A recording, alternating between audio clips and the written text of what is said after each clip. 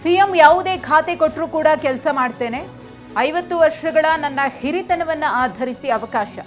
TV9ಗೆ ಶಾಸಕ ಕೆಎಚ್ ಮುನಿಯಪ್ಪ ಅವರ ಹೇಳಿಕೆ. ನಮ್ಮ ಪ್ರತಿನಿಧಿ ಅನಿಲ್ ಕೆಎಚ್ ಮುನಿಯಪ್ಪ ಅವರ ಜೊತೆಗೆ ಮಾತುಕತೆ ನಡೆಸಿದ್ದಾರೆ, ನೋಡೋಣ.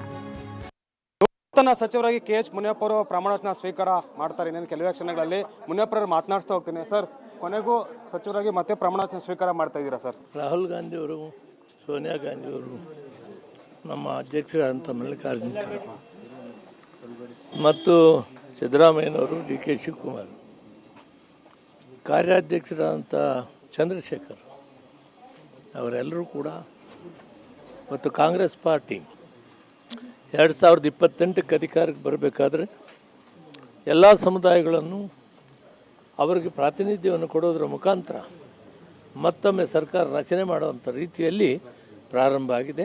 ಇದು ಕೆಲವು ಮಟ್ಟಿಗೆ ಆಗಿದೆ. ಮುಂದೆ ಆಗುವಂಥ ಕಾಲದಲ್ಲಿ ಎಲ್ಲ ಸಮುದಾಯಗಳಿಗೂ ಪ್ರಾತಿನಿಧ್ಯ ಕೊಡಬೇಕು. ಪ್ರಜಾಪ್ರಭುತ್ವ ವ್ಯವಸ್ಥೆ, ಅದರಲ್ಲಿ ಕಾಂಗ್ರೆಸ್ ಪಕ್ಷ ಅದರಲ್ಲಿ ವಿಶೇಷವಾಗಿ ಗಮನ ಕೊಡ್ತದೆ. ಆದ್ದರಿಂದ ಎಲ್ಲ ಸಮುದಾಯಗಳಿಗೂ ಪ್ರಾತಿನಿಧ್ಯ ಕೊಟ್ಟು ಮತ್ತೆ 2028ಕ್ಕೆ ಸನ್ಮಾನ್ಯ DK ಶಿವಕುಮಾರ್ ನೇತೃತ್ವದಲ್ಲಿ ಸರ್ಕಾರ ರಚನೆ ಮಾಡಬೇಕು. ಆ ದೃಷ್ಟಿಯಲ್ಲಿ ಇವತ್ತು ಅವರು ಕ್ಯಾಬಿನೆಟನ್ನು ಮಾಡ್ತಾ ಇದ್ದಾರೆ. ಅವರೆಲ್ಲರಿಗೂ ಕೂಡ ನಾನು ಧನ್ಯವಾದಗಳನ್ನು ತಿಳಿಸ್ತೀನಿ. ನನಗೆ ಸೇವೆ ಮಾಡುವಂಥ ಅವಕಾಶ ಮಾಡಿಕೊಡ್ತಾ ಇದ್ದಾರೆ. ಸರ್, 3 ವರ್ಷ ಆಹಾರ ಸಚಿವರಾಗಿ ಕೆಲಸ ಮಾಡಿದ್ರಿ. ಈಗ ಮತ್ತೆ ಖಾತೆ ಬದಲಾವಣೆಯನ್ನು ನಿರೀಕ್ಷೆ ಮಾಡ್ತೀರಾ ಅಥವಾ ಅದೇ ಖಾತೆಯಲ್ಲೇ ಮುಂದುವರಿತೀರಾ ಅಂತ?